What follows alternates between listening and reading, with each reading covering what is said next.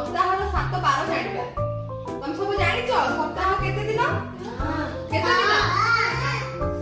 7 ଦିନ। ସପ୍ତାହ 7 ଦିନ ହେଲା। ପ୍ରଥମ ବାର ନାମ ହଉଛି ରବିବାର, ଶେଷ ହଉଛି ଶନିବାର। ସପ୍ତାହର ପ୍ରଥମ ବାରର ନାମ ହଉଛି ରବିବାର, ଦ୍ୱିତୀୟ ବାରର ନାମ ହଉଛି ତୃତୀୟ ବାରର ନାମ ହଉଛି ଚତୁର୍ଥ ବାର ହଉଛି ପଞ୍ଚମ ଷଷ୍ଠ ସପ୍ତମ ଜାଣିଲେ 7ଟା ବାର ଆମେ ଜାଣିଲେ ହେଲା। ଆଚ୍ଛା ଦ୍ୱିତୀୟ ବାରର ନାମ କଣ? ଆଚ୍ଛା ପଞ୍ଚମ ବାରର ନାମ?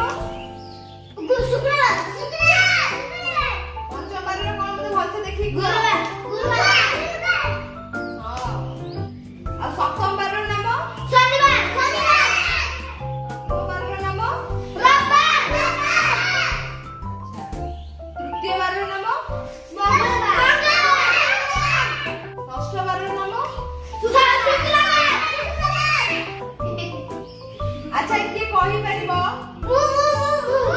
ଆଚ୍ଛା ଠିକ ଅଛି।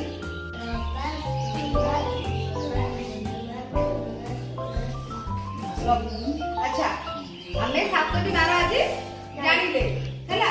ସମସ୍ତଙ୍କର ହେଇଯାଇଛି। ଆଉ କିଏ କହିପାରିବ? ହଁ କୁହ 7ଟା ବାର। ବୁଧବାର, ଶୁକ୍ରବାର, ହଁ। ଆଚ୍ଛା ଗୁଡ୍। ଆଚ୍ଛା ଆଉ କିଏ? ତମେ କହିପାରିବ? ଆସ କୁହ।